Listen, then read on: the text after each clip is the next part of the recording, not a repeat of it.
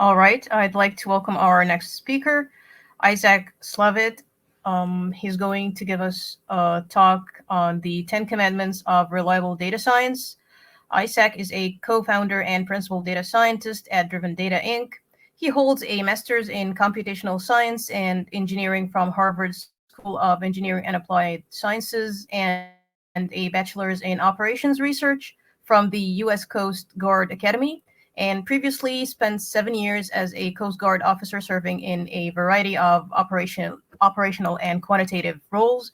And thank you very much for being with us here. Please, the stage is all yours now. Sorry. All right. Thank you, Sarah. And thanks to everyone who is at this talk. This talk's called The 10 Commandments of Reliable Data Science.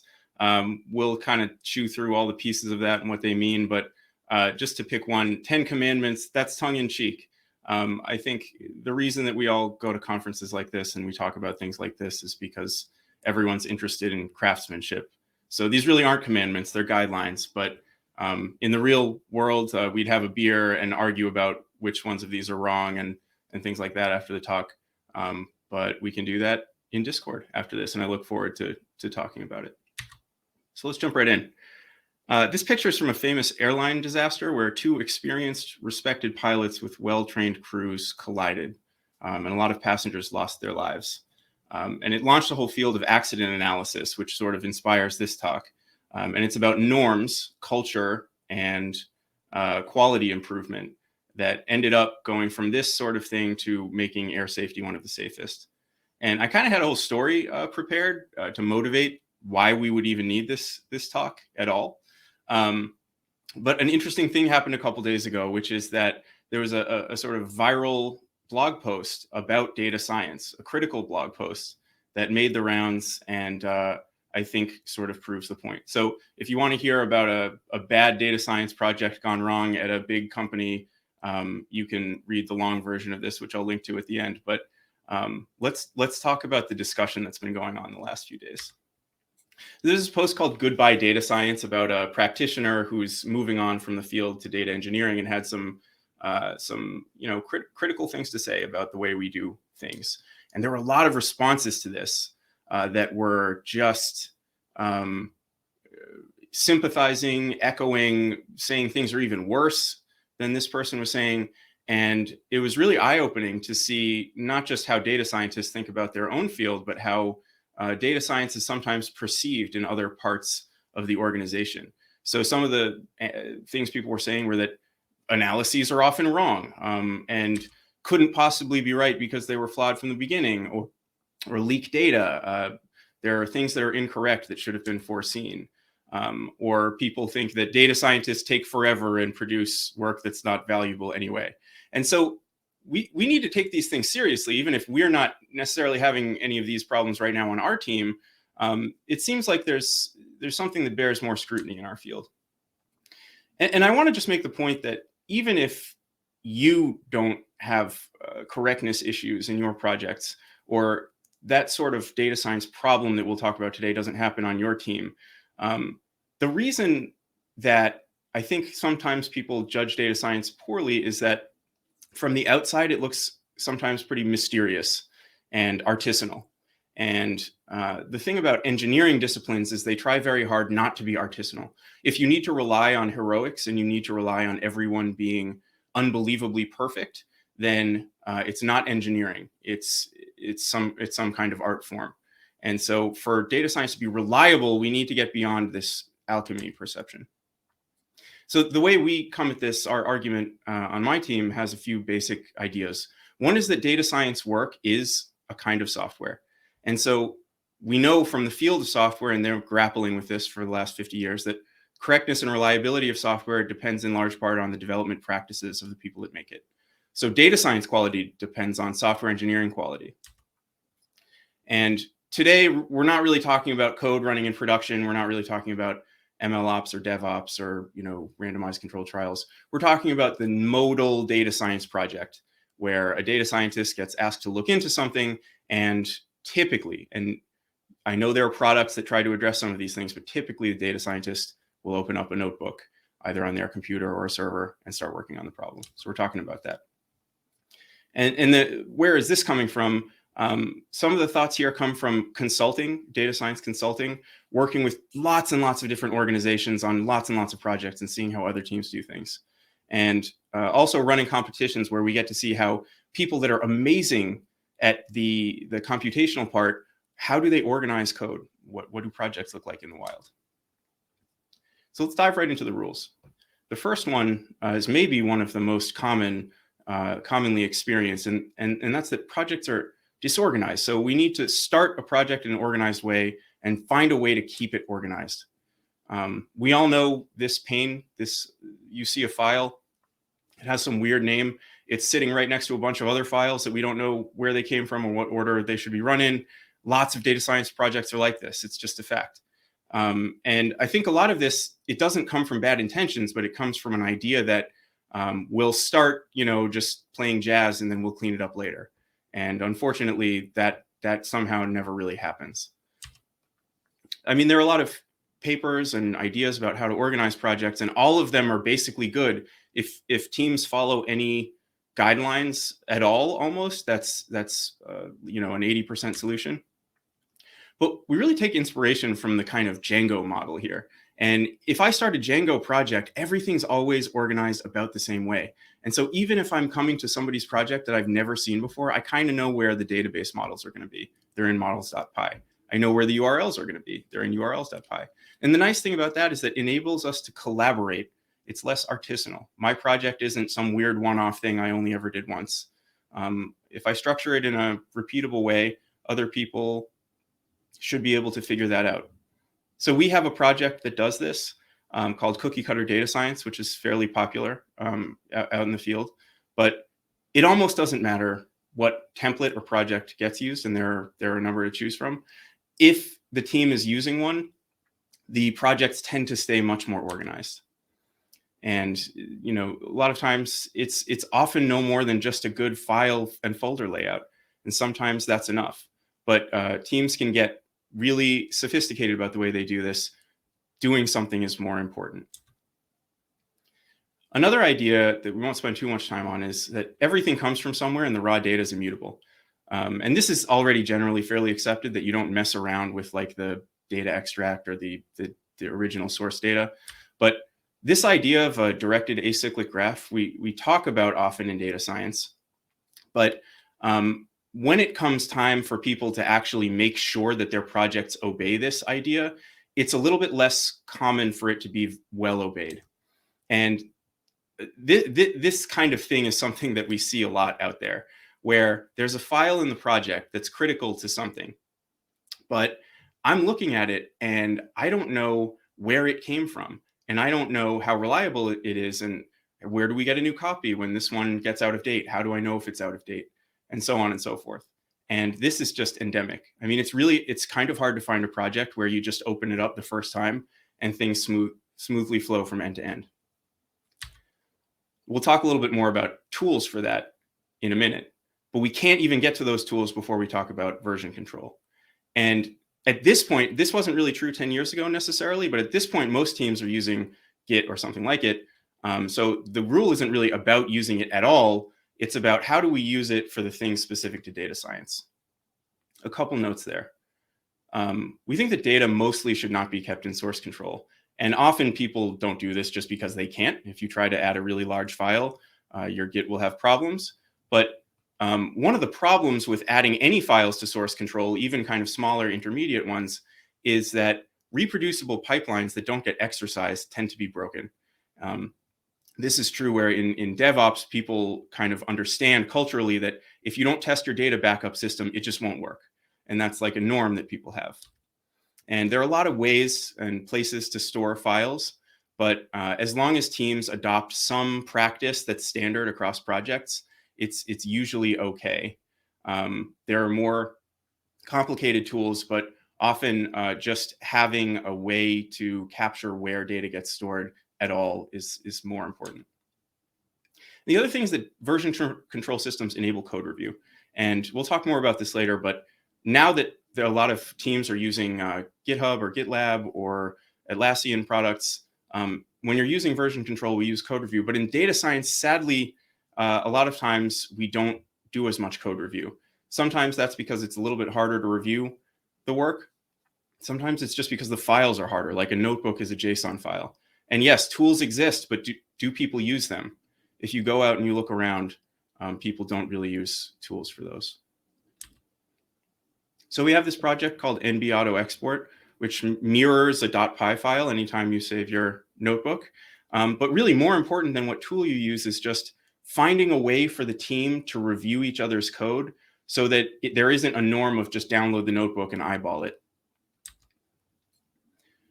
The next rule is maybe one of the most important, which is that notebooks are really for exploration, but source files are for repetition and automation. So notebooks, we all know what the benefits are. Most of us use them all the time. You can iterate rapidly, test out a lot of different things, interleave code and explanation. They're very visual.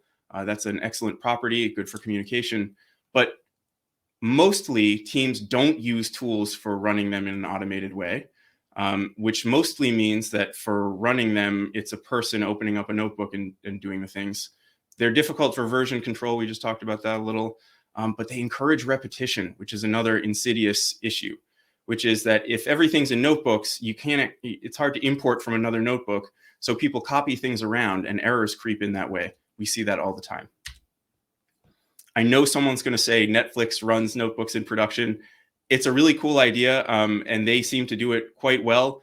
The thing to remember is Netflix has teams of people that maintain this tool and make sure it's running, and they have operation centers, and most of us do not. So the typical workflow is to have gigantic notebooks that do everything from loading to cleaning, transformations, model training, model outputs, and visualizations. And the problem with this is it involves an awful lot of eyeballing, and people get squirrely about moving up and changing some things and not rerunning all the things because some are slow and all of that stuff. And so when we do it this way, we add a lot of places that error can creep in. So a more balanced workflow is to use Notebook for what it's great at, which is getting rapid feedback, and looking at things. So when you get a piece working, if it's not the piece you're trying to look at, if it's utility code or some computational function you need, but it's not really the point of the analysis, it makes sense to move it to a source file, a place that can be linted, version controlled, code reviewed more easily, and tested, which we'll talk about more. So rule 5, tests and sanity checks prevent catastrophes, and they are highly, highly underused in the field.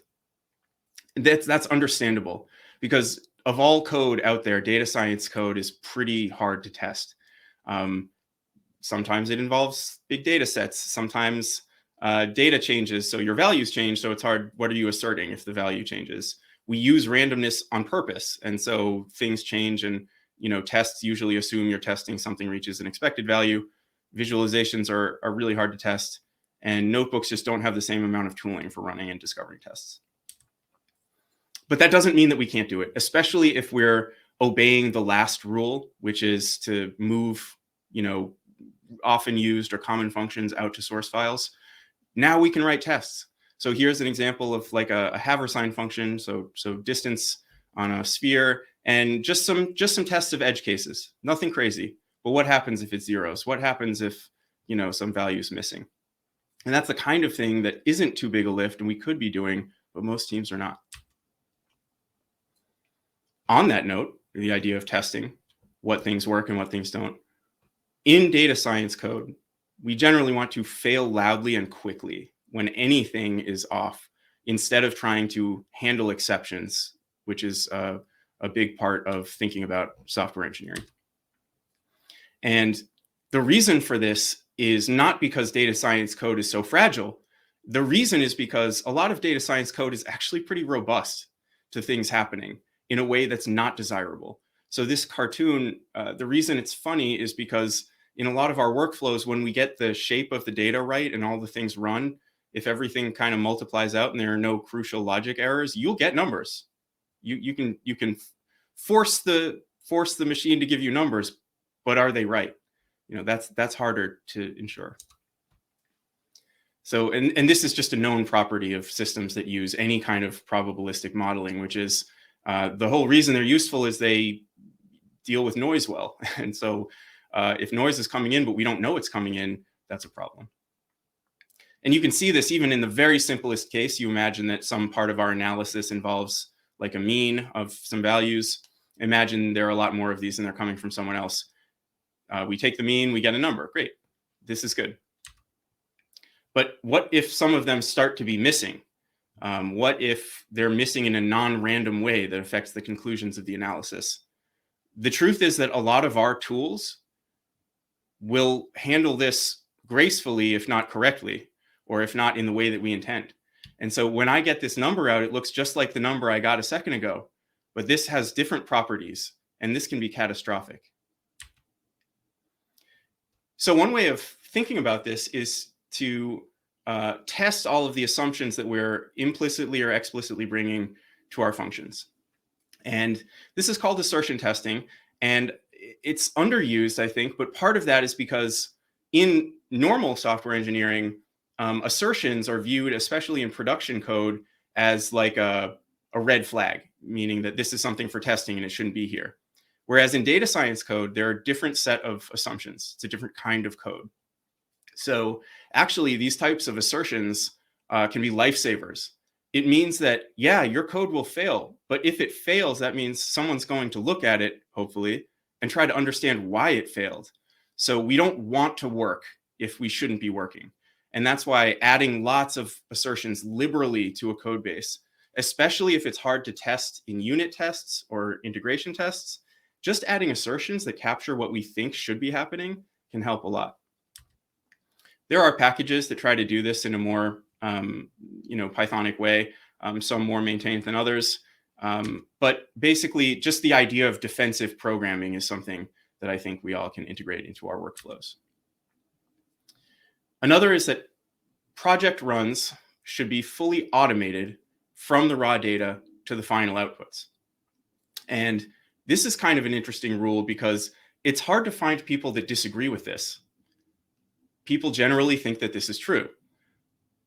But on the other hand, it's hard to find data science projects, real world projects, not well-polished sort of open source libraries and things like that, but real projects where it lives up to this aspiration. A lot of times there are steps, hopefully documented, but often not, that need to happen. And so you can't actually recover outputs, even if you have every other part of the project. People have thought a lot about this, going back to that idea of accident analysis. Dr. Atul Gawande, in his book, The Checklist Manifesto, was all about how human systems fail. And even if you've written down all the steps to this analysis or whatever, even if you know how to do it and you're the only one doing it, the point is that people get lulled into a false sense of security and steps get skipped. And people say things like, this has never been a problem before, until at some point it's a problem. Going back to the idea of the DAG representing our work as a graph, there are a lot of tools that do this, that turn that idea into something that can be run. And everyone kind of knows about these, but they're underused. If you see as many data science projects as we do, people have lots of just steps that aren't captured. Even if they're using the tool, a lot of times they just leave out steps. And so being able to turn that idea of a DAG into a command that you can run is an important part of ensuring the work that we do is reproducible and holding ourselves accountable. If you run it from a fresh environment, you can't reproduce the results. It's an indicator that you need to add more automation to the project. So just going back to this idea of a file, where did this come from? What situation would you rather be in? And this is a realistic situation because people do this both ways out in the world. Would you rather have that census shapefile, the instructions are written down in human language in a README, telling you do this, then do this, then do this? Or would you rather have it, even if you're not a big fan of make, would you rather have it documented in a make file where this target has a command that can be run? And then if the command fails, you know that it failed. I think that I may not always want to use make on every project, but being able to do this is an important property of a project in general. And so sometimes going back to the idea of fail loudly and fail quickly, the fact that you can run these means that if you delete everything that's intermediate and run it again, you see which parts are not reproducible and you can fix it. A lot of tools out there for this. They all have different trade-offs. The point is just using one, learning it, and making sure it's a norm on the team that the project's not done until all of the steps are part of that graph and can be run. Important parameters should be extracted and centralized. This is actually a norm that's growing in popularity, and I think a lot of the libraries that people use a lot have helped set this expectation. But just looking at this function signature for creating a gradient boosted regressor, there's this phenomenon that we call the problem of parameters, which is that even if you don't fill most of these in, they're options. And so in order to really reproduce someone's analysis, you need to know all of the things that went into this right here at the time it was called. And in a lot of the projects that we see in the world, even for amazing teams, world-class teams, experienced data scientists, a lot of times you can't fully specify the behavior of the program without like 6 layers of places where these values could live. Environment variables, make variables, a central configuration file for the project, command line arguments, constants that live at the top of files, and then magic numbers or quargs that are just passed right where they're called, somewhere in the code. And what we kind of recommend for this is to extract a lot of those values out to a central location where they are very visible and easy to change and easy to store in version control, and then look back later and see everything all in kind of one place without trying to do archaeology about what the environment was at that time, things like that. Relatedly, we think runs of a project, like runs of a data pipeline, even one for research. We're not talking about code running in production, but research code where people are doing experiments. Runs of the project should be verbose and result in artifacts. What do we mean?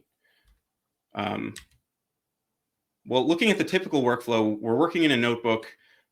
We change a bunch of things. We just look at the output cells with our eyes, and then we decide at some point whether it's good enough, and we're kind of thinking back about the last few hours and whether this is better or worse. And at a certain point, we run out of time, or we decide it's okay and we move on. With all the rules we've been talking about so far, that gets us pretty far. So we're testing, we're using an orchestration tool. We have our parameters extracted. Our life has been changed because we've tidied up a little bit, and we're feeling pretty good, but there's still something amiss here, which is that a critical part of this workflow involves eyeballing the results. And that is tough because even if your judgment is perfect, other people will have to pick this project up in the future. If it's valuable, it will live for a long time. And so that judgment doesn't transfer well. But also, it's hard to be right, especially when there's so much probabilistic noise and complexity in these projects. This is not something that feels good as a practitioner. And it doesn't build trust in the people who consume our work products. So just going back to the oldest days of computing, a log file is a powerful thing. And this is what we mean by verbose, which is just logging a lot of stuff and resulting in tangible artifacts, like storing this log somewhere so that you can look at it later, keeping it in version control. And this is just a toy example, but I want to pick out a couple things here. First is we're putting important bits of information all in one place. Could I look up what Git hash we were on at a certain point in time? Yes. But if I'm trying to understand a whole analysis, we want to put everything in one place. We can say what the random seed was. We can put the settings in here. Again, redundancy, just to make sure it's easy to understand. What rows were dropped, which ones were kept. And then when we get these things that just are ephemeral, like when you do a grid search over the best model parameters, at some point they're in memory, but often they don't get saved. why don't we just save them? Create a place for the artifacts from a run to live. And that goes for the results as well.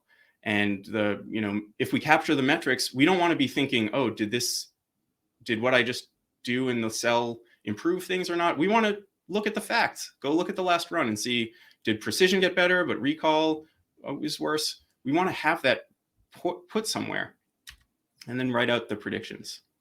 So maybe it looks like this. You can even copy the files around. It's not worth trying to save 4 KB if this is an important analysis. Copy the config file so you don't have to go on a Git archaeology expedition, and keep the log file right next to the predictions that came out. Which things get stored in version control, it's up to you. As long as there are norms on the team, almost anything sensible will work. And I know people are going to say, oh, well, this is why there are artifact stores and feature versioning and all this stuff. Yes, that's true. And a lot of teams should be considering those tools. But in practice, when people are just doing kind of exploratory work, those tools are not often in use. And this is a sort of middle ground where people can use the tools they're familiar with. Everyone's familiar with files, logs, settings that are in a machine readable format.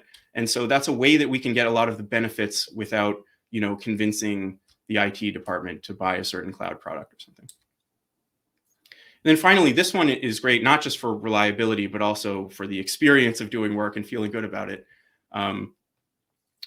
Is starting with the simplest possible end-to-end pipeline, going all the way from raw data to whatever it is we're trying to deliver at the end, and getting it, even if none of the individual parts are satisfactory yet, getting it in the form such that it produces something that we can almost deliver, so that then we can make educated decisions about where to spend our time rather than worrying about whether we'll ever finish this project. So imagine a project where we try to take raw data and visualize it. We sort of tend to work backwards and then think forwards. Oh, we need to get all the data, clean it all up,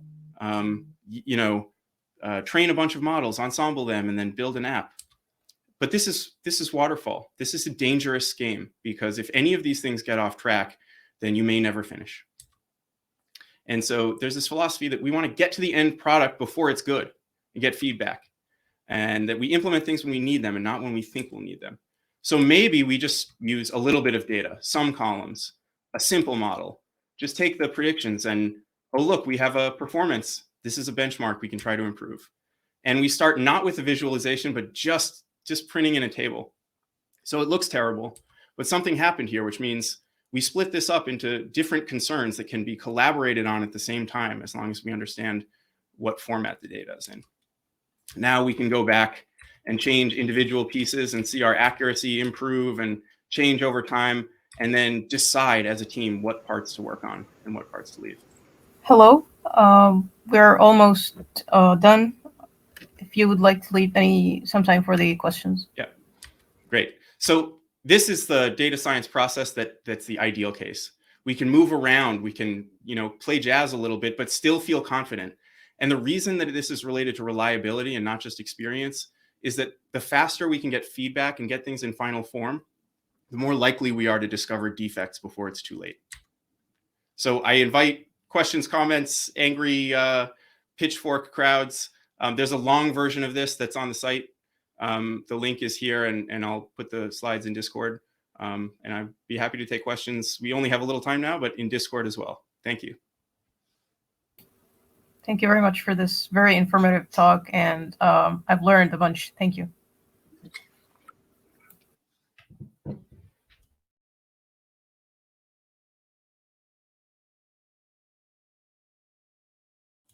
Yeah, so Matt asks thoughts on NBDev.